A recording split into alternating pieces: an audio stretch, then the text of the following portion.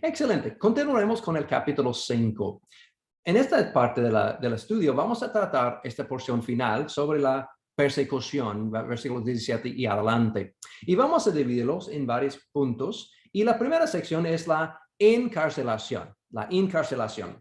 Entonces, si lees esta sección, verás que el sumo sacerdote con su grupo de saduceos se enojaron y están tratando de finalmente a destruir ese movimiento nuevo que está creciendo en la ciudad de Jerusalén. Y dice que ellos llenos de celos, la palabra celos aquí en griego es donde deriva nuestro término celoso, celos igual.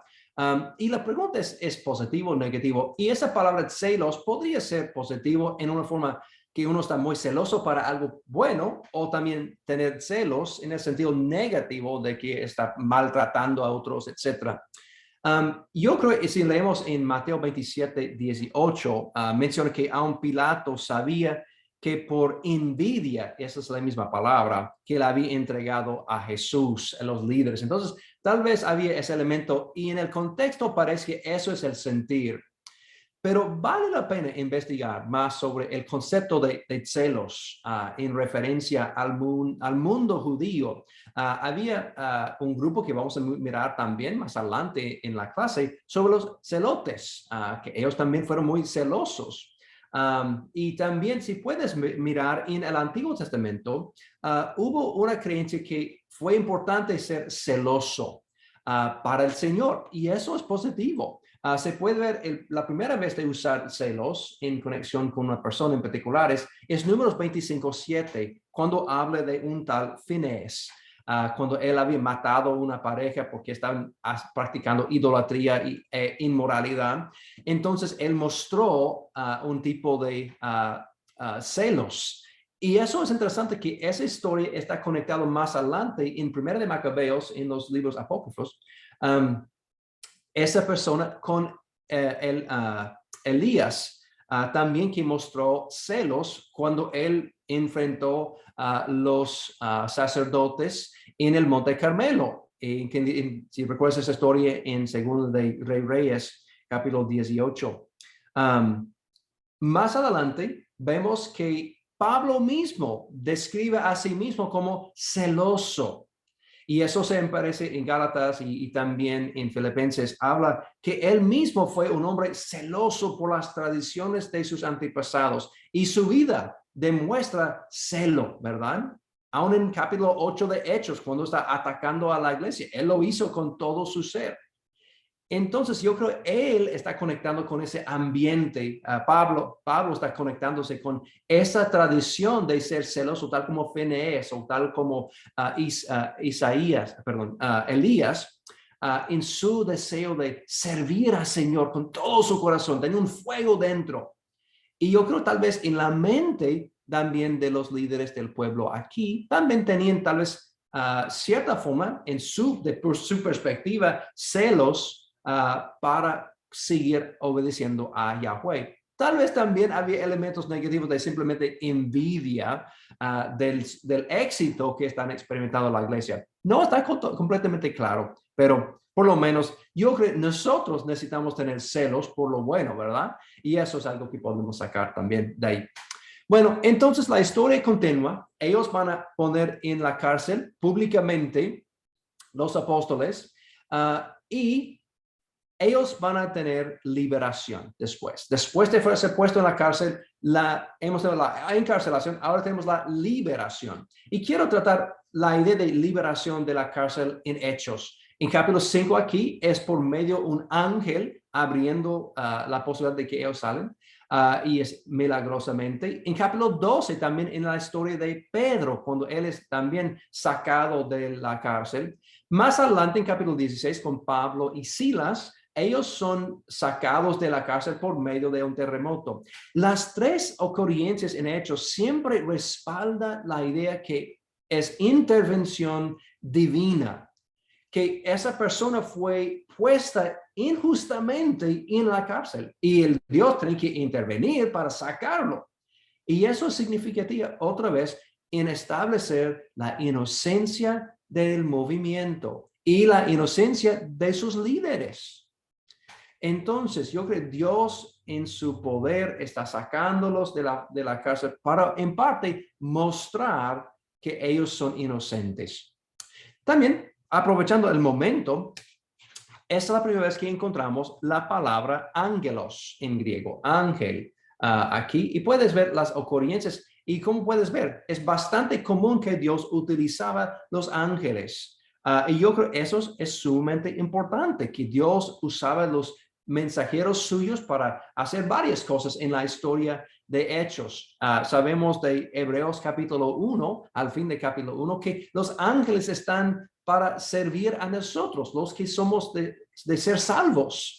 Entonces, yo creo que ellos todavía están trabajando, aunque tal vez no vamos a verlos con la vista. Pero Dios es Dios y Él, yo imagino, sigue usando sus servidores, los ángeles. Pero claramente hay ejemplos en las historias en Hechos. Bueno, entonces son librados y tal como han sido puestos públicamente en la cárcel, ahora ellos están públicamente proclamando el evangelio. Ellos regresaron al templo, regresaron al pórtico de Salomón, que está parte del templo, y continuaron proclamando el mensaje de la salvación. Y entonces regresamos a la historia.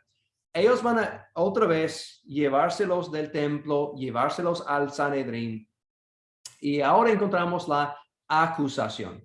Fueron encarcelados, librados, ahora van a ser acusados. Y tenemos en esa parte lo que van a decir los líderes, los saduceos. Los saduceos y el sumo sacerdote van a decir, mira, no nos obedecieron. ¿No recuerdas, Pedro, lo que dijimos en capítulo 4? Dijimos, hey, no siguen hablando en nombre de ese Señor, este Jesús de Nazaret. Además, ustedes quieren hacernos culpables de la sangre de Jesús. Y ellos acusaron de esas cosas. Y entonces responden los apóstoles, es la refutación de eso. Y Pedro y los otros apóstoles responden, hey, oye, tenemos que obedecer a Dios y no a los hombres. De la misma manera, somos sacerdotes. ¿Leíste lo que hemos dicho en capítulo 4 antes? Hay que obedecer a Dios primero y no a los hombres. Y él repite, además, son culpables. Los líderes del pueblo son los que fueron claramente responsables directamente por la muerte de Jesús. Si recuerdas las historias presentadas en Lucas. Obviamente hay otro nivel en que todos somos responsables por la muerte de Jesús, pero en cuestiones prácticas de ese día, ellos infiltraron a la multitud, trataron de iniciar ese momento, están clamando, crucifícalo, etc. Los líderes fueron responsables directamente. Entonces están tratando de negar la realidad. Así, entonces tenemos aquí la acusación y la refutación por medio de los apóstoles, porque realmente fueron culpables. Bueno, en versículos 33 al 40, tenemos la evaluación. Y eso es una historia interesante, en que un tal líder llamado Gamaliel se puso de pie y empieza un discurso largo acerca de ese punto. Y realmente sacó a los apóstoles fuera del Sanedrín por un momento y Gamaliel presenta un caso ante el Sanedrín. Es interesante por varias razones. Gamaliel fue una persona interesante. Él fue conocido en el mundo extrabíblico también. Él es mencionado en otros libros de los judíos y también en Josefo, si no me equivoco. Él fue un fariseo, primeramente. ¿No? Entonces, él fue un fariseo. ¿Y quién está en poder? Los saduceos. ¿Quién están nombrados en el principio de esta sección? Los saduceos. Había un conflicto bastante fuerte entre los saduceos y los fariseos. Y no es totalmente sorprendente que él no está necesariamente de acuerdo con los saduceos. Vamos a ver más adelante en capítulo 23 de Hechos que Pablo también aprovecha esa fricción que existía entre los dos grupos. Pero Gamaliel, siendo fariseo, también era nieto del famoso rabino Hillel. Si conoces historia de Hillel, él fue uno de los grandes rabinos en los judíos. Y de hecho, este mismo Gamaliel fue reconocido como los mejores rabinos en el mundo. Mira lo que dice una parte de la Mishnah, lo cual es una colección de dichos de los rabinos. Dice, desde la muerte de Rabán Gamaliel, la gloria de la ley ha cesado. Entonces, él fue el fin del periodo en la mente de los judíos de grandes rabinos. Y él fue reconocido como un rabino muy importante entre los judíos, una persona sumamente respetada. Interesantemente, él también fue el líder y el rabino del mismo Pablo. Eso se menciona en capítulo 22, versículo 3. Entonces, Pablo había aprendido a los pies de Gamaliel. Y su historia es interesante. Entonces, él va a tener un discurso en que él dice varias cosas. Él menciona, por ejemplo, unos dos líderes de rebeliones, Teudas y Judas, el Galileo. Él va a mencionar, y básicamente él dice, mira lo que pasó con Teudas. Él se levantó, fue matado y sus seguidores fueron quitados. Judas, igual, él se puso enfrente de todos. Cuando él fue matado, eliminó el problema. Y ahora él se dice, mira, hemos ya matado al líder de ese movimiento. Debemos dejar en paz ese grupo. Porque si no es de Dios, lo mismo ocurriría con ese movimiento que ocurrieron con los otros dos movimientos de Teudas y Judas.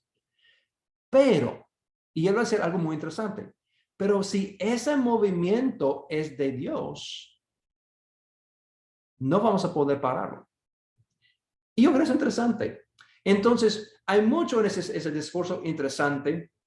Quiero tratar brevemente algo técnico que siempre surge. Esas dos personas conocemos posiblemente de otros textos fuera de la Biblia, en este caso con Josefo. Teudas es conocido como un líder, pero el problema con Teudas es porque, de acuerdo con Josefo, los eventos de Teudas ocurrieron en los años de los 40. Y lo que está pasando aquí está en los 30. Así está fuera del orden. Entonces, es imposible que Gamaliel mencionó Teudas porque eso ocurrió después. Entonces, unos que critican el Nuevo Testamento dicen, mira, hay un error. Gamaliel no podía haber dicho lo que está en ese discurso porque Teudas se levantó después, una década después. ¿Cómo tratamos esa situación, pues? Bueno, varios que han estudiado esa cosa han llegado a varias posibilidades. Que, número uno, que Lucas equivocó, simplemente. O que Josefo equivocó, que él puso en un periodo equivocado los datos. Entonces, esos dos, es posible. También que había otras personas nombradas Teudas. No fue necesario que había un solo Teudas que pensó que era una persona importante. Además, los detalles mencionados aquí no coinciden bien con el Teudas en Josefo. Por ejemplo, en los 400 que son mencionados, realmente dice que todo el pueblo siguió a Teudas aquí en nuestro pasaje, mientras que Josefo menciona que había 400. Entonces, y los seguidores fueron dispersados, de acuerdo con Lucas, y fueron llevados cautivos en cuanto a Josefo. Entonces, había varios puntos de conflicto entre las historias, entre Josefo y lo que estamos mirando aquí en Lucas. Entonces, eso tal vez significa que fue otro Teudas, que había más que un solo Teudas que había guiado una rebelión antes de los eventos aquí en Lucas, en Hechos. Eso es otra posibilidad.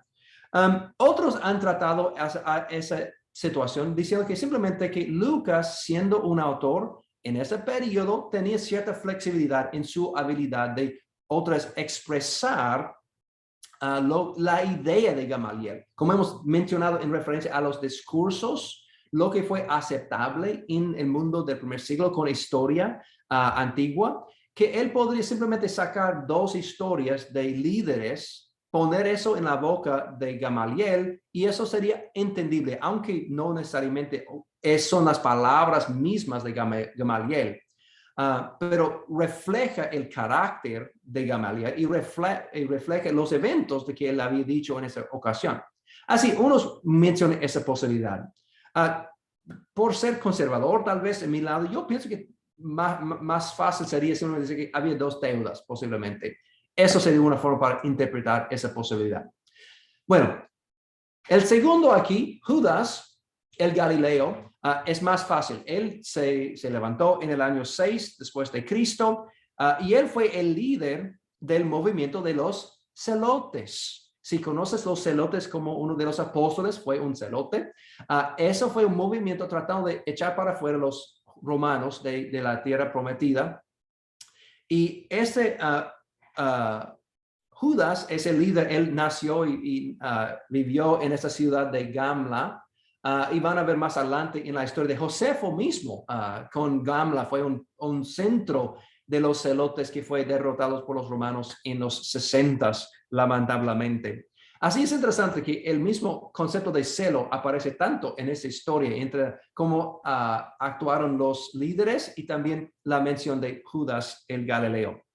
Pero quiero terminar, regresando al punto de esta sección. ¿Por qué incluir esta información? Y yo creo que es para mostrar otra vez la inocencia del cristianismo, que la intervención de Dios y también mostrar que este movimiento es de Dios.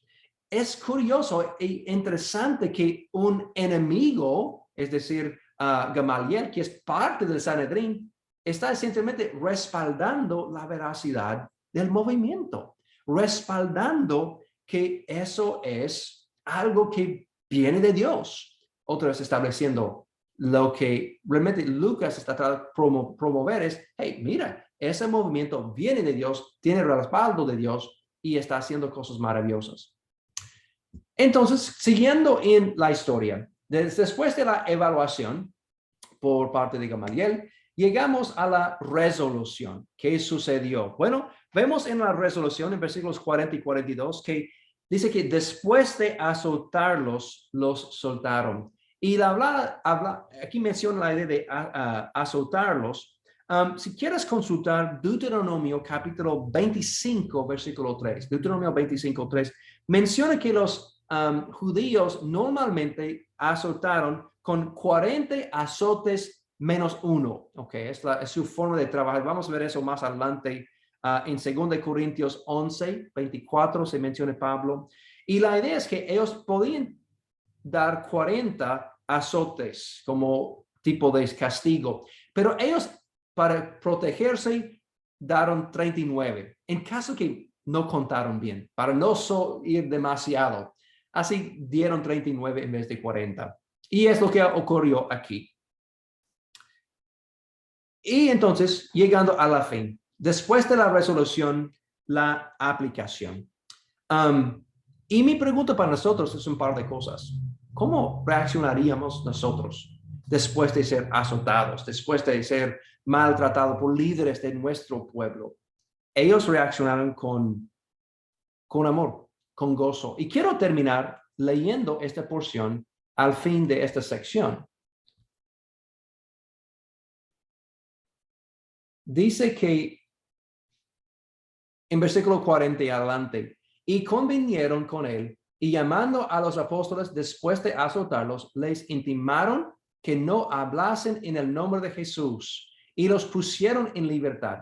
Y ellos salieron de la presencia del concilio gozosos de haber sido tenidos por dignos de padecer afrenta por causa del nombre.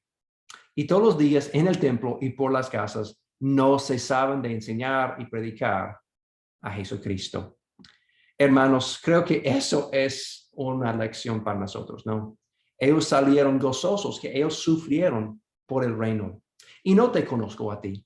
No sé qué has sufrido para el reino o para el nombre de Jesús. Pero espero que si tú estás experimentando varias cosas, debido a tu conexión con Jesús, que tú puedes seguir también el ejemplo de los apóstoles aquí y gozándote en haber sido considerado digno para sufrir para el nombre de Jesús. Y también, como ellos hicieron, espero que nosotros podamos seguir enseñando públicamente, en este caso menciona el templo, y casa en casa. Creo que eso es nuestro trabajo también para seguir enseñando a otros acerca de las buenas noticias que está en Jesús. Entonces, con eso vamos a terminar el capítulo 5. Espero que tengas un buen día. Nos vemos en la próxima clase. Señor te bendiga. Bendiciones.